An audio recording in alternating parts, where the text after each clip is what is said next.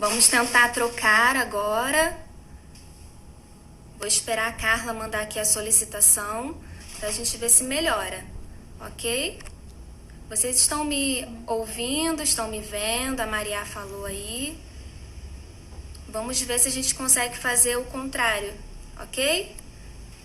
Vamos aguardar a Carla entrar.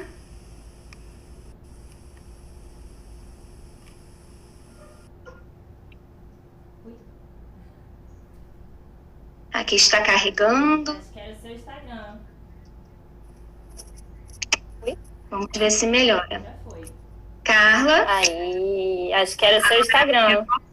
Pois é, provavelmente. Agora foi. Deu certo. A Carla já se apresentou, né, Carla? Isso. Então agora eu vou me apresentar. Isso. Bom, meu nome é Laís, eu sou fonoaudióloga, né? Eu estou no Integrar há 2 anos, né, Carla? Foi um convite da Carla para estarmos juntas, né, nessa caminhada. Eu sou pós-graduada em linguagem infantil, com enfoque nos distúrbios de linguagem e de aprendizagem, e tenho me especializado mais e mais nessa área, né, na linguagem infantil, nos atrasos de fala, gagueira, e assim nós estamos caminhando, né, Carla? Isso. É uma grande parceira, né? Nesse tempo, a gente tem desenvolvido vários trabalhos juntos, né? E agora, nesse tempo de isolamento, né? Mais uma vez, a gente tentando construir conhecimento, tentando compartilhar, né? Conhecimento, tentando estar mais acessível, né? A vocês, como a gente usa muito, né? A nossa missão é integrar. Então, é isso que a gente veio fazer aqui hoje, né? Produzir realmente essa integração, né, alcançar essas famílias, alcançar, né, essas pessoas através da tecnologia, né, que é algo que está nos salvando aí nesse momento, Sim. nesse tempo, né, de confinamento. Sim. Então, né, a nossa live de hoje, nesse momento que a gente precisa se reinventar, nós, conversando, né, Carla, decidimos que seria um bom tema falar sobre as crianças nesse período de isolamento, uma vez que ninguém estava esperando, né, por esse momento de pandemia, ninguém poderia prever.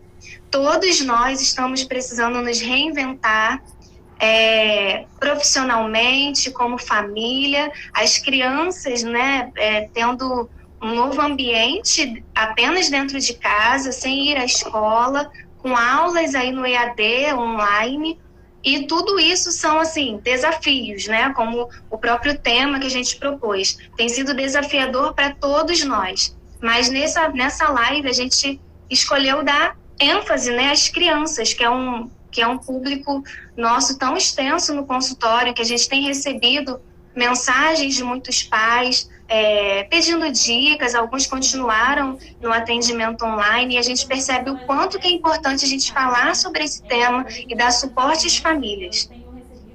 E eu penso até, assim, Laís, que nesse tempo, acho que as demandas, elas até se intensificaram, né? Quando a gente fala de criança, eu tenho recebido, né, dos pais um retorno de que está sendo muito difícil esse tempo, né, de que as crianças estão realmente experimentando muitas emoções negativas, né, muitas emoções que fazem com que elas acabem tendo comportamentos também, né, não tão positivos assim, que interfere, né, no estudo, que interfere nessa convivência diária, né, porque a gente, de alguma forma, acaba produzindo conflitos, né, familiares nesse tempo. Então, assim, efeitos são diversos. A concepção as crianças têm né, de vida, ela possui uma repercussão muito maior que só estar isolada, né, do que só não poder estar na rua. As crianças têm apresentado mesmo, né, sentimentos de estar entediados, né, de raiva, de choro, de frustração, enfim, né, são muitos sentimentos negativos que estão sendo experimentados nesse momento. Em contrapartida, os pais também, né, estão passando por isso, porque a gente tem aí o home office, né, que precisa acontecer, né, muitas vezes, e que às vezes não tem uma pessoa que possa ficar cuidando dessa criança, que não possa ficar olhando para essa criança. Então, essa criança está mais tempo em casa, está demandando atenção, possivelmente está esperando que os pais brinquem, né, que aproveitem, o que não é possível numa rotina normal de trabalho, né, porque os pais estão fora de casa e agora eles ficam esperando isso, né. Não, mas você tinha que estar brincando comigo, né, meus pais não me dão atenção, meus pais não têm tempo para mim. E os pais sobrecarregados, né, com uma série de coisas, porque é uma mudança de vida, é uma mudança de rotina financeira, muitas vezes, né, a gente sabe que tem muitas pessoas aí com uma carga horária reduzida, às vezes com salário reduzido também, às vezes, né, sem realmente o salário, porque muitas pessoas precisaram, né, ser demitidas nesse tempo, enfim, né, os professores, né, meus professores, meus filhos não me veem como tal, pois é, ainda tem isso, né, aquela velha história, né, de que santo de casa não faz milagre, né? Então, assim, nessa situação, os professores estão também numa condição complicada, né? A gente vê os professores exaustos desse processo, né? Eles não são youtubers, né? Às vezes nem sabem mexer nesse processo, a gente está aqui também aprendendo, tendo que se reinventar. Vídeos, né? É verdade. E aí, assim, é uma rotina que demanda mais tempo mesmo, né? Leva-se mais tempo para isso. E às vezes tem isso também. Os filhos, né, nesse processo educacional, às vezes se recusam a estar conosco, os pais, né? Preferem uma professora, preferem alguém de fora. E aí, olha só, né? Quantos problemas nós temos gerados por essa questão do isolamento. Eu observo, Carla, e aí até numa visão bem geral, assim, né? Não só de isolamento. Geralmente, quando eu recebo as crianças no próprio consultório, né, começo a atender, eu começo a observar muitas das vezes comportamentos, né?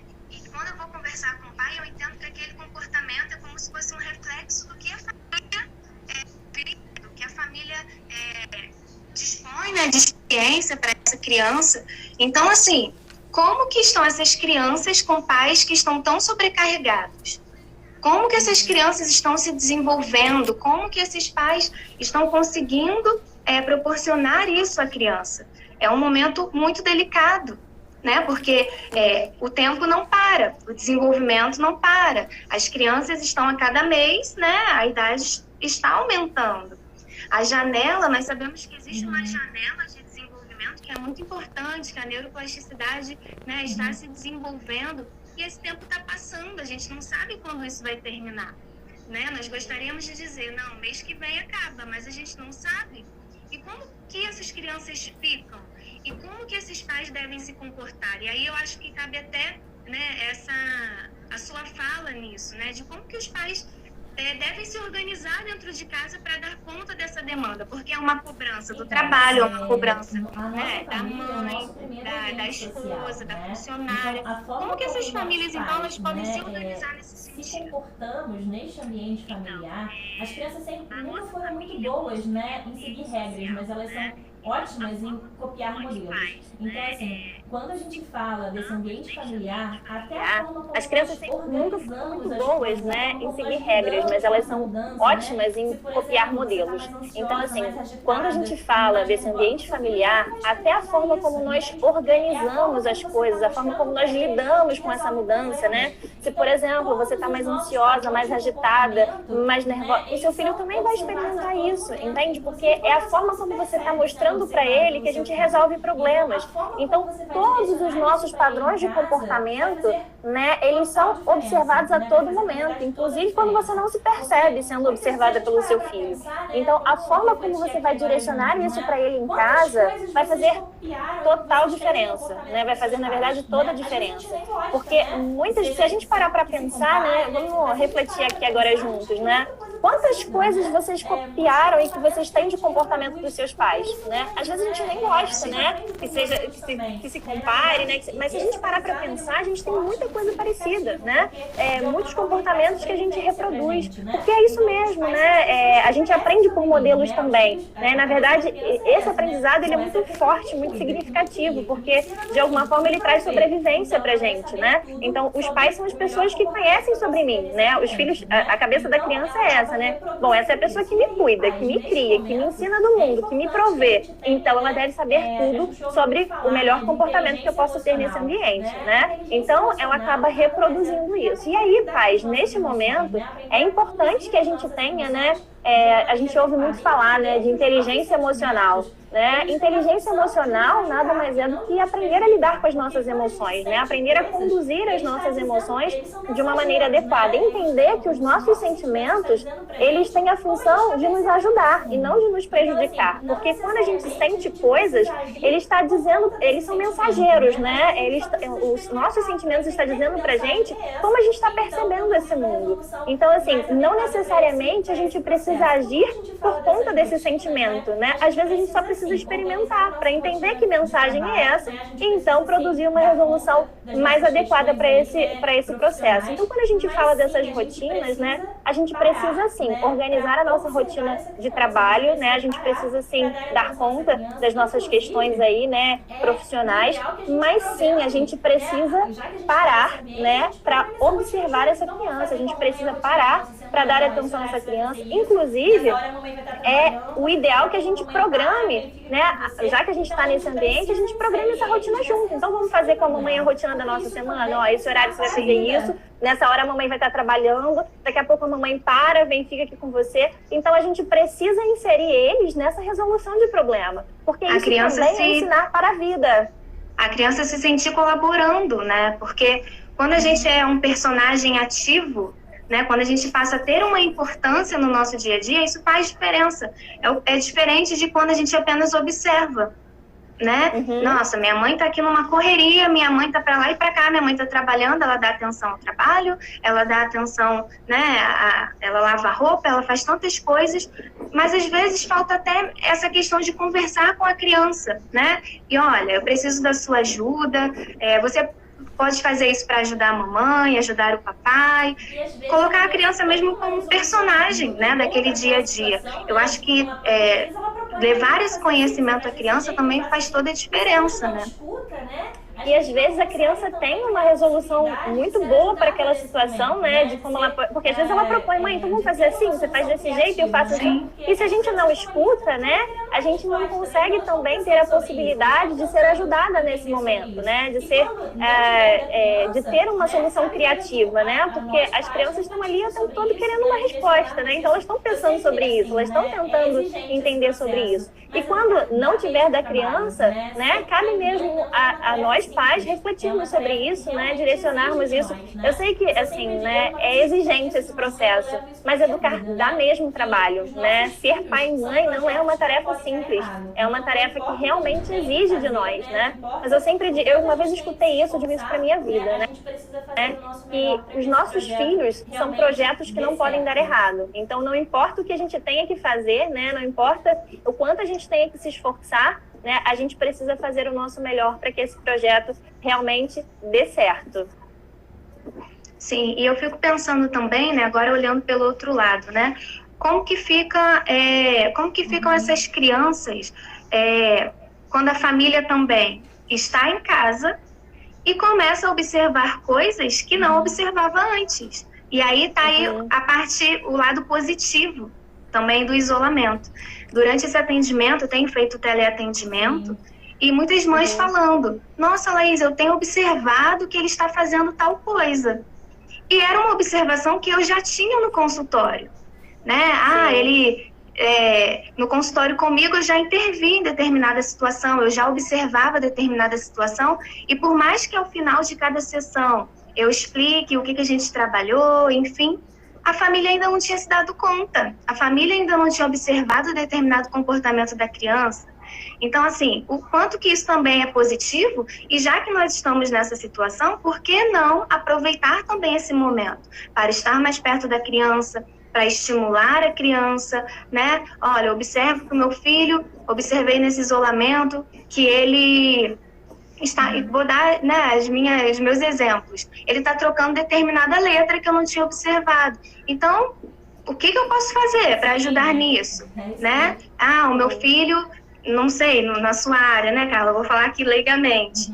Ele tem se irritado facilmente. Então, assim, de que forma que nesse momento, já que eu estou observando isso, o que eu posso fazer para ajudar? E assim, Laís, nesse sentido, né, às vezes a gente até percebe que, porque assim, como agora faz sentido, né, para esses pais, às vezes algumas colocações, algumas pontuações que a gente direcionava no consultório, né, que você direcionava no consultório, fica aí uma condição, né? E agora que eles percebem, será que vão querer estimular de uma forma intensa? Ou como é que é esse limite da estimulação, né? Para não ser um processo massacrante para a criança, né? Para não ser um processo negativo para ela, mas sim estimulante, no sentido de lidar com aquele comportamento. Então, a gente observa, né? Isso assim, os pais tendem a fazer isso também, quando eles entendem que a criança precisa ser estimulada em determinada situação. E aí ele começa a fazer aquilo de uma forma muito massacrante, né? Então é como se ele se colocasse numa situação de professor, que conhece, que sabe, e o tempo inteiro ele fica ali tentando mostrar à criança qual é a maneira certa. Um exemplo o meu filho não fala determinada palavra bem. Então, o tempo inteiro, e isso é muito comum, os pais ficam, filho, não é assim, fala desse jeito. Batata, olha para mim, batata, você não deve falar assim. Então, isso acaba soando negativamente para a criança, porque a criança passa a ter aí uma sensação de esquiva, porque o tempo inteiro tem alguém dizendo para ela que ela está fazendo algo errado, ou tem o tempo inteiro alguém querendo estipular, dizer o que ela deve fazer, né? E isso, de maneira alguma, isso não é bom. O que é estimular, então? Estimular é quando a gente incentiva a criança a fazer algo que ela ainda não faz, que ela ainda não consegue, né? É incentivar, impulsionar aquela criança a fazer. Como que eu vou fazer isso então, Laís? Gente, é no dia a dia. A estimulação, ela acontece na nossa rotina diária. As crianças, elas aprendem por imitação. Elas aprendem a partir do que elas veem, né? A Carla, como falou, o comportamento do pai vai influenciar na criança. A mesma forma em tudo, né? Em todos os estímulos, seja ele motor, seja ele de linguagem, cognitivo, emocional, ele vai ocorrer dessa forma. Então, quando eu tenho a minha criança que precisa ser estimulada em algo, eu posso fazer isso enquanto eu estou arrumando a casa, por exemplo. Se essa criança não fala determinada palavra bem, por exemplo, eu vou dar esse modelo para ela diariamente, na minha conversa, no meu diálogo. Enquanto eu faço o almoço, eu posso ensinar para ela novas palavras, mas não de uma forma massacrante, de uma forma chata, né? Porque a criança entende que, nossa, o tempo inteiro meu pai fica falando a mesma coisa, e isso não é benéfico. Então, a estimulação, ela precisa ser feita de uma forma leve, ela precisa ser natural. E claro, se o meu estímulo, se eu observo que a minha criança, ela não está avançando como deveria, se eu tento estimular em casa, eu tenho um ambiente propício para que ela avance, eu converso com ela, eu interajo com ela, e mesmo assim ela não está avançando, aí sim a gente procura um profissional e vai então fazer uma intervenção, mas a estimulação ela deve ser feita pelos pais. E o quanto, Carla, e aí eu acredito que na psicologia seja a mesma coisa, o quanto que essa parceria da família é importante, o quanto que a família é importante, porque muitas das vezes a criança ela fica na escola pela manhã, mas ela fica o resto do dia em casa com alguém, seja com o cuidador, com a avó, com o pai, com a mãe, né? E o quanto que ela tem recebido de estímulo em casa também? Ou será que essa criança fica numa tela, né? Fica assistindo televisão? Então, é necessário estimular sim, de uma forma leve, mas a gente precisa se organizar para isso. A coisa não pode ficar aí frouxa, não pode ir acontecendo de qualquer forma. Teve a Felima Tinoco colocou pra gente assim, Laís, a figura da professora no espaço escolar é muito importante. elas e eles criam um ambiente em sala de aula que é totalmente diferente de casa. Isso é verdade, né? Porque são pessoas diferentes, é um clima diferente, uma organização diferente. Então é importante que em casa a gente tente recriar, né, um clima, né, um ambiente agradável para essa criança, entende? Sim. E não um ambiente onde realmente a criança se sinta pressionada, acuada, né? Precisa existir, né, um lugar separado para que ela possa fazer esses estudos, precisa existir, né, um lugar organizado para que ela possa ter ali, né, o material dela, qual é o momento de estudar, qual não é, mas precisa também ter momentos agradáveis nesse ambiente de casa, né? Já que a gente não muda, né, as coisas, as pessoas, a gente está sempre vendo as mesmas coisas do mesmo jeito, da mesma forma, nós precisamos fazer um esforço para tornar agradável esse ambiente. Então, pais, a gente precisa pensar o que eu posso fazer, né, para que nesse tempo esse ambiente seja mais agradável para o meu filho. Será que deixar ele o dia todo em frente a uma televisão vai funcionar? Será que eu deixar ele o dia todo em frente a um videogame vai funcionar? Porque, na verdade, esses eletrônicos, eles são estimulantes, né? Eles não são relaxantes. Então, na verdade, eles não vão gastar a energia, né, de estar ali ansioso, de estar ali agitado. Essa energia não vai ser gasta, né? Eles só vão estar cada vez mais se estimulando. Então a gente precisa produzir, né, dentro dessa rotina, voltar aos nossos tempos de infância, né, que é brincadeira com pessoas, com as coisas que a gente tem disponível, né? Se a gente lembrar da nossa infância, a gente fazia de brincadeira uma garrafa, a gente fazia, enfim, né? O fato de estar ali, né? Vamos jogar dedanha, enfim, tem várias possibilidades que a gente pode pensar, né, para que torne esse ambiente, até mesmo aprender novas habilidades em casa, né, ajudar na tarefa de casa, habilidades de cozinha, né, novas atividades junto com os pais, assistir um filme junto. As emoções são importantes de serem trabalhadas nesse tempo, mas só mostrar qual é a emoção da criança, isso não adianta de nada, né, porque a criança de alguma forma até já sabe, de tanto ter ouvido falar, né, que eu sou ansioso, que eu sou irritada, que eu sou furioso, que eu sou preguiçoso. Então, assim, ele já sabe, né? Porque ele já entendeu esse recado. Mas como é que ele faz para ser diferente? Como é que ele faz para lidar com isso? Então, a gente precisa sair da descrição, né, para o entendimento, para a compreensão. Então, vamos lá, minha filha, o que está acontecendo? Por que isso está acontecendo? E aí procurar algum filme que possa trabalhar naquela situação, algum evento que possa surgir, né, como um ponto de partida para trabalhar essas situações. Olha, a mamãe, até contar a nossa própria história, né? Porque como a gente é modelo, olha, a mamãe também está irritada, a mamãe também está chateada com isso, mas olha só, você está vendo como é que a mamãe está fazendo? Você está vendo como é que a mamãe está direcionando isso? Olha, a mamãe vai, faz um pouquinho, para, daqui a pouco a mamãe volta, faz de novo. Vamos tentar fazer assim com as suas tarefas de casa? Então, você vai no seu limite. Quando você estiver bem desconfortável, você avisa a mamãe, a gente vai fazer alguma coisa juntos e daqui a pouco a gente volta de novo. Então, vocês são importantíssimos nesse processo, né? Tanto para resolver de forma criativa, quanto também para aliviar a tensão desse isolamento. Nós recebemos, Carla, já vou até aproveitar aqui para fazer nessa pergunta, uma pergunta de uma mãe que eu imagino, né, que ela esteja passando pelas mesmas dificuldades. E ela perguntou sobre a questão escolar, da aprendizagem nesse momento. Ela colocou, vocês acham correto, né, uma criança fazer a mesma carga horária de estudo nesse momento, como na escola? Então, se a criança fica 4 horas na escola, ela fica 4 horas, né, numa aula online. E, assim, isso vem muito, né, eu acho que é uma situação que as famílias estão passando, porque eu imagino que seja muito difícil. Nós temos aqui uma professora, né, a Fê Lima.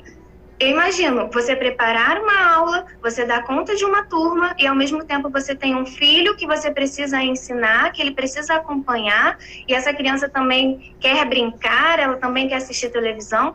Então, como que a gente pode se organizar, né, em relação a isso? Nessa questão da aprendizagem, como que a família pode organizar para deixar esse ambiente mais leve, né, para que essa criança queira se sentar, assistir a aula, estudar?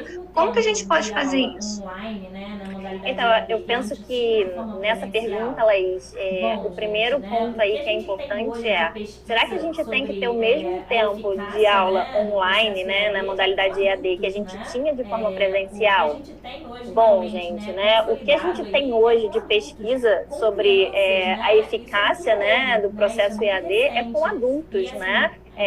O que a gente tem hoje realmente, né, consolidado aí é com adultos. Com crianças, né, isso é muito novo, né, isso é muito recente. E assim, eu desconheço, né, alguma pesquisa nesse campo que realmente mostre essa condição.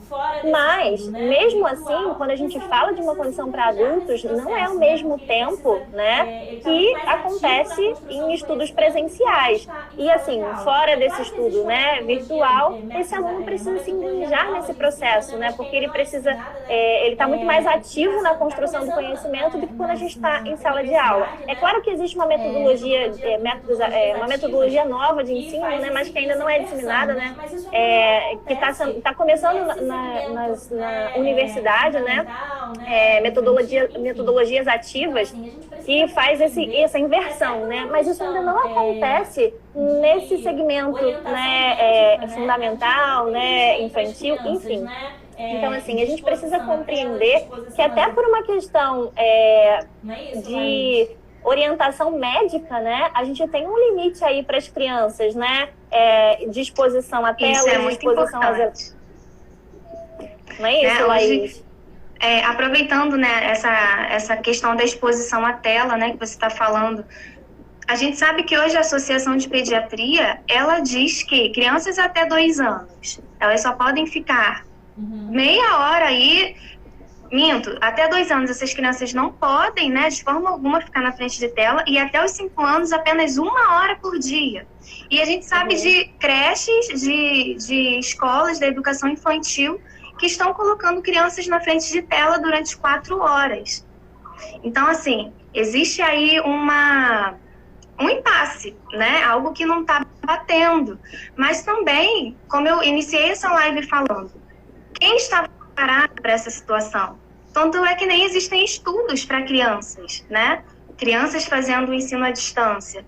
Quem estava preparado? Então, assim, eu entendo que as escolas estão tentando ao máximo manter, né, o ensino, e as famílias aí também que não estavam prontas para isso, mas também estão tentando ao máximo aí ensinar a criança, fazendo o que pode, ainda que às vezes não consiga dar conta de tudo.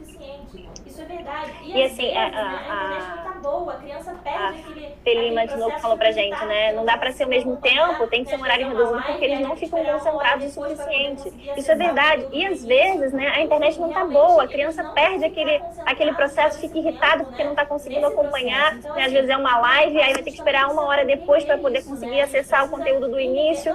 Enfim, realmente eles não vão ficar concentrados todo esse tempo, né, nesse processo. Então, assim, enquanto pais, a gente também precisa compreender isso, né? A gente precisa entender, não existe uma receita de bolo, né? Porque cada criança tem um ritmo diferente, cada criança tem um processo diferente. Tem crianças que já tinham um ritmo de estudo, né? Antes dessa situação toda, então já tinham uma organização de estudo em casa. Tem crianças que só estudam na escola, né? Não tem essa rotina de estudo em casa. Então essas crianças que não têm, é muito mais difícil para ela, porque a associação em casa não é lugar de estudar, né? Eu estudo na escola.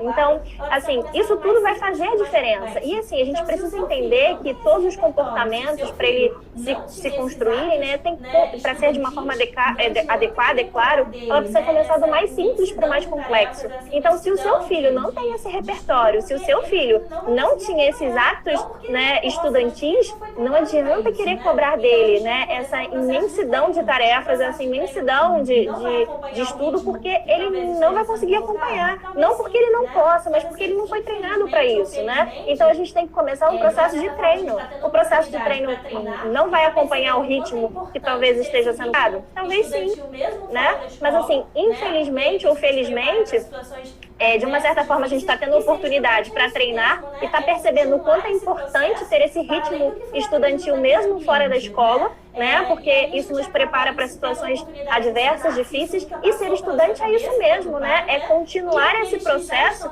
para além do que foi aprendido naquele ambiente, né? E aí a gente acaba tendo a oportunidade de ensinar, se isso nunca passou pela sua cabeça enquanto pai, né?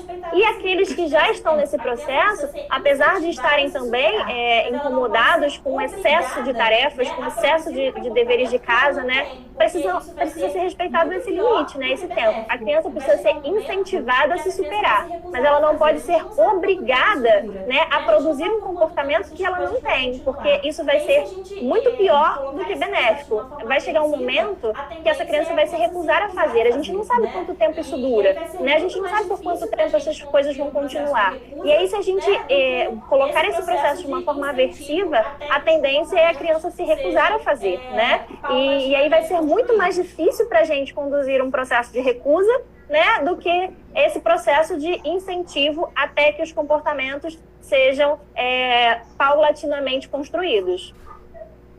Carla, eu quero te fazer uma pergunta, mas antes disso, eu quero dizer para vocês que estão aqui acompanhando que nós temos uma surpresa para vocês ao final dessa live. Nós preparamos aí, né, Carla, um material bem bacana, Sim. Que eu tenho certeza que as famílias vão gostar muito. Então fiquem aí até o final, porque ao final dessa live nós temos uma surpresa para vocês. E a pergunta que eu quero fazer, Carla, você estava falando, né, dessa questão de como conduzir essa questão da aprendizagem em casa, e me veio aqui uma dúvida. Eu entendo que alguns pais, algumas famílias acabam fazendo para a criança uma situação de: filho, se você estudar aqui nesse momento, depois eu te dou determinada coisa. Se você terminar a atividade escolar, eu vou deixar você comer determinada coisa. Isso é correto fazer essa troca ou não? Ou isso acaba funcionando como uma barganha, no sentido de a criança depois vai querer sempre fazer algo porque ela vai ter alguma coisa em troca? Como que fica isso? Então, nesse processo, vocês percebem que quando a gente fala se você fizer, eu te dou isso, a gente coloca a criança, né, como o agente responsável por essas coisas, né? Porque se ele não fizer, não tem nada que a gente possa fazer. O que a gente quer continuou não acontecendo. Então eu penso que a gente precisa trocar essa palavrinha, né? Ao invés de dizer se você fizer, é assim que você fizer, eu posso te dar isso, isso e isso. Porque assim que você fizer, assim que você estudar, você pode jogar um pouquinho de videogame. Assim que você estudar, você pode ver um pouquinho de televisão. Além de soar como uma regra, como uma ordem, né? Soa de uma forma mais leve para não ser algo autoritário, né? A criança ter uma sensação de que está sendo o tempo todo mandada, né? Ou o tempo todo exigida. Isso fica mais leve e cria uma relação de condição, né? Olha, para você ganhar isso, existem comportamentos aí que eu estou te direcionando que precisam ser cumpridos. Então, colocam os pais, né, numa postura de direcionamento mesmo, né? De gestores desse processo. Mas quando a gente usa essa outra possibilidade, né? Que é se você... É a criança que fica nesse lugar de decisão. E não é isso que é saudável, né? Os pais é que precisam conduzir esse processo. Então, é uma expressão simples, né? Mas que faz toda a diferença em como a criança vai entender isso. Então, ao invés de se você, para o assim que você fizer isso, você tem aquela outra situação. E é claro que precisa os pais perceberem se essa coisa que ela está pedindo, né, essa situação é uma situação possível, né? E quando é possível, né? Então, olha, depois dessa semana, né, se você cumprir, final de semana você pode fazer. Também não significa que a gente tenha que dar naquele momento, naquela hora. A gente precisa perceber se o que ela está desejando e pedindo é possível e planejar, né, aí dentro dessa rotina, quando isso é possível de ser feito e direcionar desta forma. E não agora, também sim. Acho que uma vez que também é prometido, né, Carla? Eu acho que tem que ser cumprido. Porque também sim. Nós vemos muito disso, né? Se você fizer isso, eu faço, eu te dou, nós vamos a tal lugar, você no fim de semana vai fazer determinada coisa. E acaba que quando chega, o combinado não é, né, cumprido de verdade. Então, como que fica essa construção para a criança, né? Então, aquilo que a gente combina precisa ser cumprido, né? Por quê? Porque você precisa da sua criança, né, numa relação de confiança com você.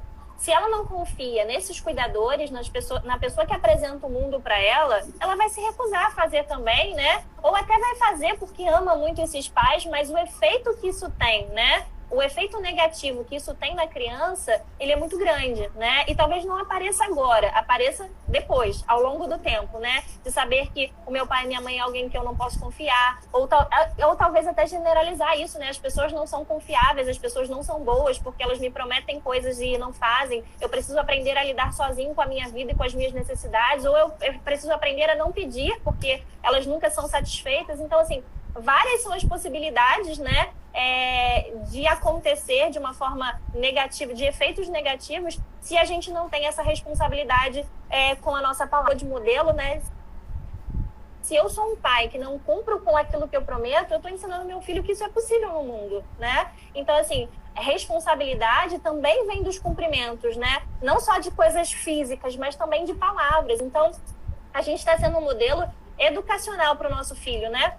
E quando a gente cumpre esses combinados, a nossa palavra tem uma validade, a gente ensina também esses filhos a serem pessoas responsáveis, saudáveis no mundo, né? Adultos comprometidos, adultos responsáveis. Então, assim, todo o processo infantil, né? Às vezes ele não aparece, os efeitos não aparecem no momento, eles aparecem posteriormente, né? Quando isso vai se consolidando. Exatamente. E assim, mas até pensando nessa questão de a longo prazo, né, de ir se consolidando, eu tenho também uma pergunta para fazer para você, né? Quando a gente fala desse processo de construção, né, de trabalhar com as crianças, de trabalhar no ensino com elas, às vezes eu percebo que as crianças têm uma dificuldade de compreensão, né? E os pais, às vezes, também têm essa sensação, né, de que parece que ele não está entendendo o que eu estou explicando, parece que ele não está entendendo o que eu estou dizendo, né? E, às vezes, realmente, até no processo de intervenção, a gente percebe uma dificuldade na compreensão do que está sendo dito, porque dentro da psicologia a gente trabalha com modificação de pensamento, de percepção, né? E aí eu queria entender, queria que você dissesse um pouquinho pra gente, né? Se isso realmente, né, é uma questão de ausência de estimulação ou tem algum comprometimento realmente biológico, né, que impeça essa compreensão e o que pode ser feito nesse sentido? Sim, quando a gente fala, né, dessa questão de compreensão, muitas das vezes algumas famílias acham que meu filho é desobediente porque eu falo para ele fazer determinada coisa e ele não faz. Parece que ele não está entendendo o que ele está dizendo, né?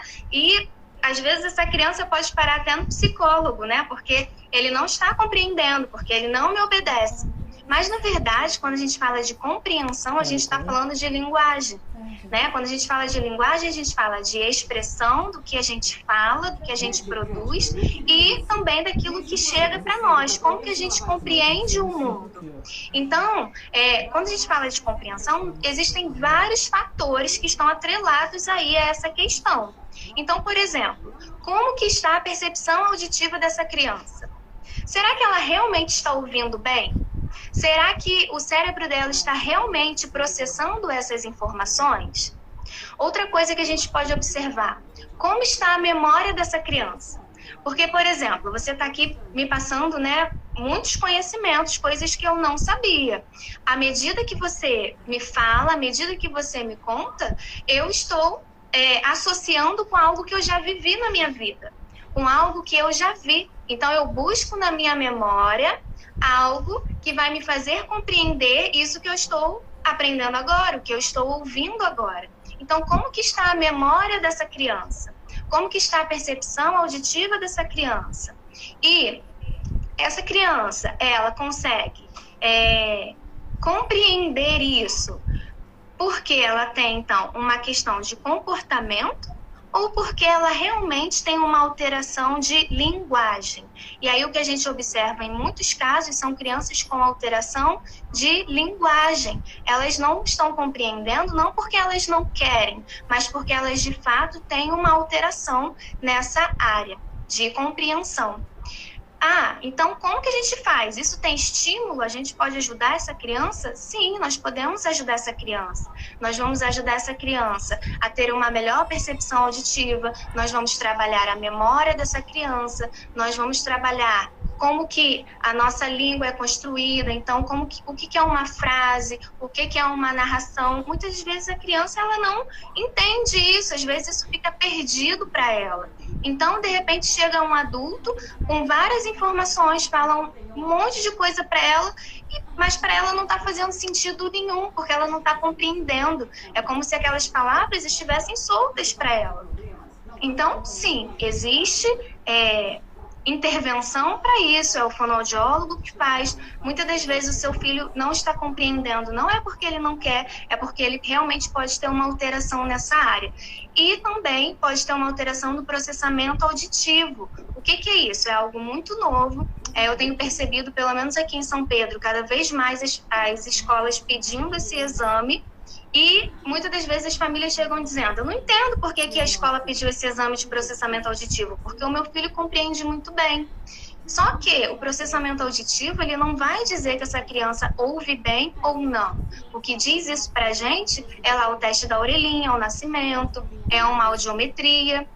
O que o processamento auditivo, então, ele propõe? É justamente entender se o cérebro está processando essas informações. O cérebro, ele está decodificando isso que chega para ele? Porque, vamos pensar, para a gente entender uma palavra, para a gente memorizar essa palavra, a gente também precisa entender os sons que estão dentro dessa palavra. Cada letra tem um som. E, às vezes, a criança tem dificuldade justamente na percepção desse som da letra. E isso vai influenciar na palavra, isso vai influenciar em como a palavra se coloca numa frase, em como que ela se organiza. Então, entende o quanto que é complexo essa questão da compreensão em uma criança? E muitas das vezes, se a família não atina para isso, por falta de conhecimento, não percebe, essa criança vai crescendo com essa dificuldade de compreensão, o quadro vai se agravando, e aí, quando vai se dar conta, já está grande ou às vezes nem se dá conta, né? Se torna um adulto com muita dificuldade e nem sabe o porquê, não sabe o motivo.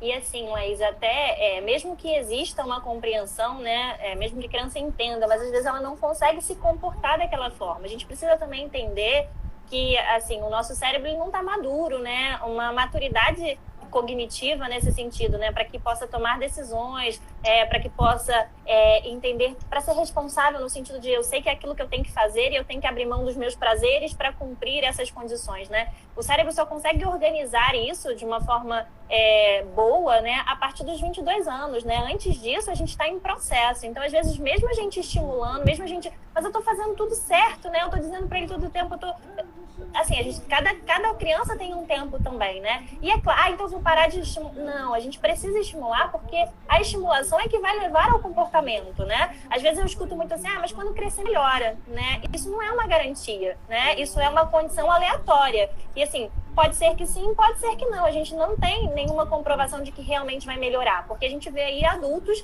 que não têm esses comportamentos, mesmo que o cérebro já esteja pronto e preparado, né, para se comportar dessa forma. Então, assim, o que garante que a gente vai construir nos nossos filhos, né, comportamentos mais adequados, né, comportamentos mais saudáveis, é exatamente isso, né? É fazer até que o comportamento apareça, né? É tentar até que o comportamento esteja consolidado. Então, assim, é realmente um processo extenso, né? É realmente, claro, às vezes tem uma criança que aprende mais rápido do que a outra, né? Que consegue emitir aquele comportamento, às vezes de uma área, mas em outra não, enfim, né? Mas nós temos, isso é uma condição concreta, né?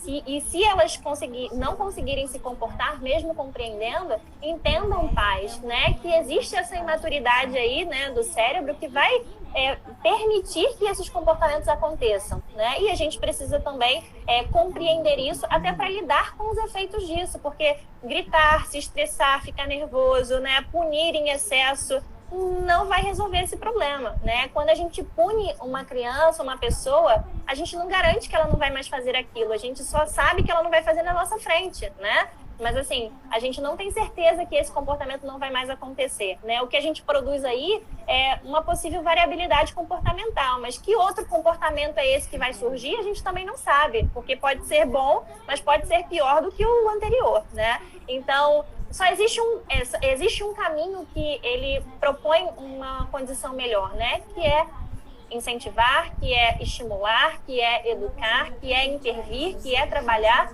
para que a longo prazo a gente realmente colhe os frutos, né, daquilo que foi semeado. E aí, mais uma vez, a gente volta nisso, né, Carla? O quanto que para a criança é importante essa experiência que ela tem, né, durante a infância dela, a experiência com o meio, né, ter um ambiente favorável para que ela aprenda, para que ela compreenda, né? Uma criança que tem uma casa muito conturbada, muito barulhenta, onde ela não tem um momento para ela, onde ela não tem um momento de brincadeira, de atenção direcionada para ela, essa criança vai ter dificuldade no desenvolvimento de uma forma geral. Se essa criança ela passa o dia inteiro sozinha, né? Às vezes tem um cuidador, mas se ela fica o tempo inteiro sozinha, vendo televisão, brincando sozinha, como ela vai aprender se ela precisa de um modelo? Olha como que isso vai se perdendo aí.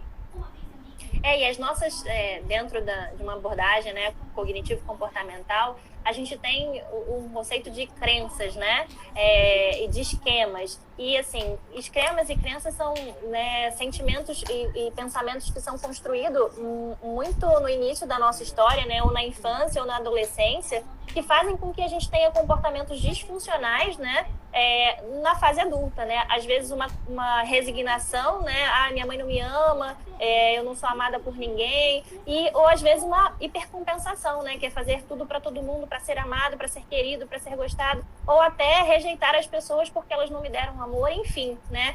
Quando a gente fala desses conflitos, né? Na fase adulta, na adultez, a gente fala deles terem começado nesse primeiro processo aí, né? Nessa fase da infância ou da adolescência. Então, assim, são realmente fases da vida muito importantes e que vão direcionar, né? Que adultos nós seremos, né? Como nós seremos quando nos tornarmos adultos, né? O que a gente vai fazer, como a gente vai pensar, de que forma que vamos nos comportar. Isso. E eu quero até lembrar mais uma vez, né, que nós temos uma surpresa ao final dessa live. Então, se você está aí nos acompanhando, fique até o final para que você receba, para que você fique sabendo que surpresa é essa, né? Uma surpresa que nós fizemos com muito carinho e eu tenho certeza que as famílias vão gostar muito. E o que eu quero complementar agora, Carla, é algo que já tem até a ver com essa nossa surpresa. Muitos pais me perguntam assim: Laís, qual o brinquedo que eu compro para estimular determinada a fala? Qual o brinquedo que eu compro para estimular a linguagem dele? O que eu compro? Pode falar. Assim, não é o brinquedo em si, né? A criança ela não vai aprender porque ela tem o brinquedo A ou B, porque o brinquedo custa R$10 ou ele custa R$100. Não é isso que vai dizer que a criança vai ter experiência, né, com um objeto ao ponto dela aprender algo. É justamente a interação, a socialização, quem brinca com ela, como brinca, né? Às vezes também os pais, a gente sabe que é uma rotina muito cansativa, mas às vezes quer ficar com a criança ali só manuseando um objeto perto dela, e não é isso. É brincar mesmo, é fazer de uma maneira que chame a atenção dela, de que ela tenha interesse para isso. Então, não é o valor que vai dizer, não é o brinquedo que vai estimular, mas sim a interação. E esse esse prêmio que nós vamos, né, entregar agora no final, já finalizando para vocês, tem muito a ver com isso, né? Eu já posso contar, Carla? Eu tô sem relógio aqui. Pode, porque falta um minutinho. Então, olha... Eu acho, então, vamos ter que voltar aqui. Falta pouquinho, né? Se bem que a gente começou uma nova, né? Então acho que tem um tempinho a mais, mas já estamos aí chegando às 5 horas. Então a gente fez uma nova live, acho que a gente começou, acho que 5h10, né? Mais ou menos. Um pouquinho então, mais, né? Então ótimo. Então já vou contar.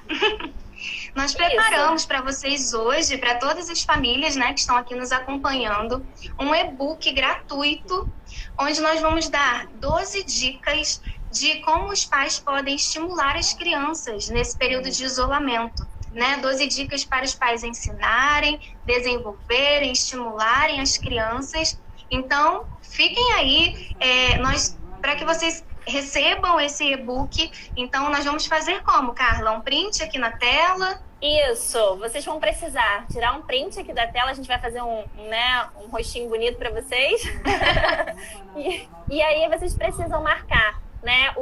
Precisam publicar no stories de vocês, né? Compartilhar lá. E marcar o consultório, marcar o Instagram da Laís, né? E o meu Instagram. E aí a gente vai disponibilizar para vocês por direct, né? O link para vocês acessarem, então, esse e-book, né? Como eu falei, os pais precisam fazer de alguma forma. Então, assim, eu não ia deixar vocês a gente não ia deixar vocês, né, sem esse como fazer. Então, esse e-book é exatamente essa possibilidade, né?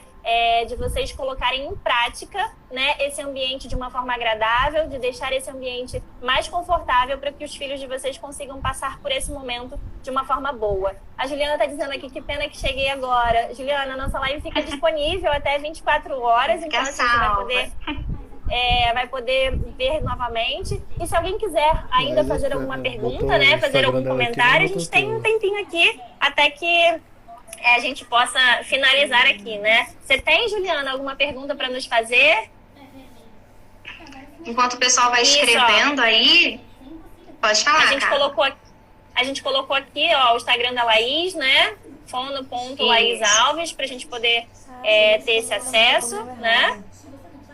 E por que eu falei do brinquedo, né, complementando? Porque muitas das vezes a gente pode estimular as crianças com o que a gente tem em casa. Às vezes é uma fita, é um pedaço de papelão, é uma caixa, né? Então a gente se preocupou nesse e-book em fazer atividades que vocês possam usar objetos que vocês têm em casa.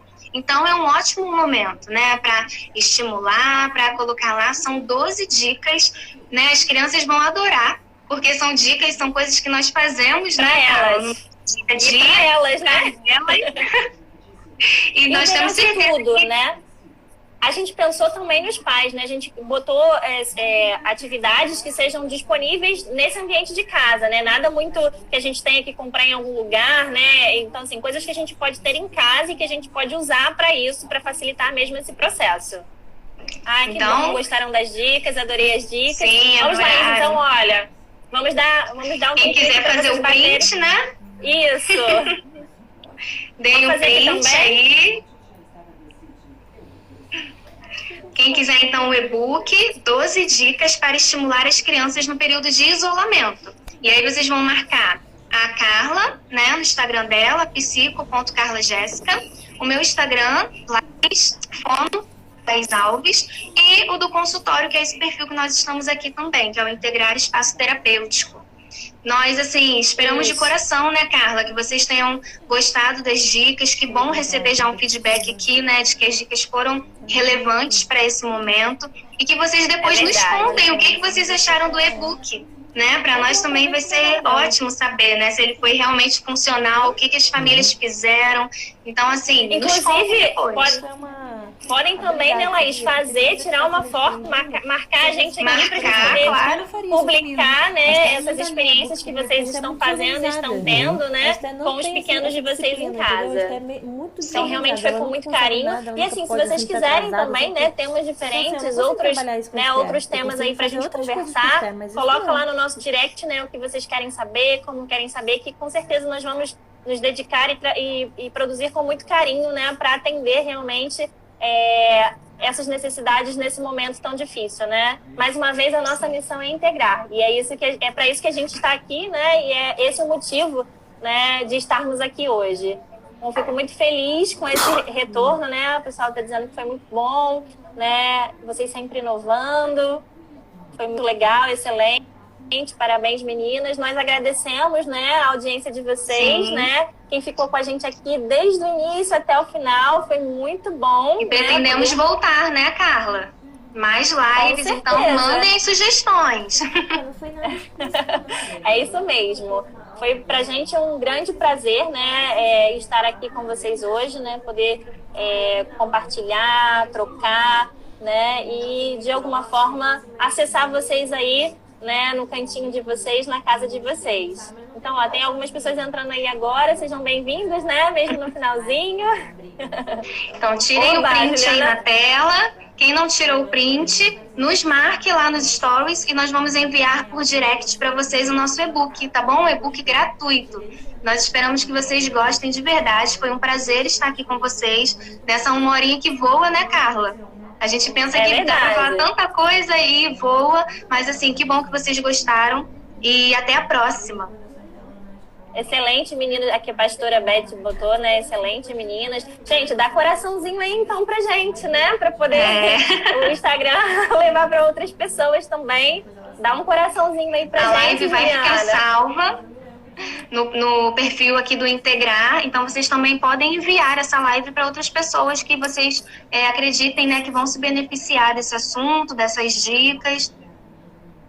E nós vamos também aqui, né, preparar para postar aí no Facebook, né, para postar também no YouTube, para ficar disponível esse material para vocês. A gente, nesse primeiro momento, não conseguimos fazer essa transmissão em todos os lugares ao mesmo tempo, né, mas vamos conseguir colocar depois para vocês poderem assistir também em outros canais. Pessoas que não têm o Instagram, né, que não conseguiram acessar porque não tem essa plataforma, a gente vai conseguir disponibilizar esse conteúdo pelo YouTube e pelo Facebook.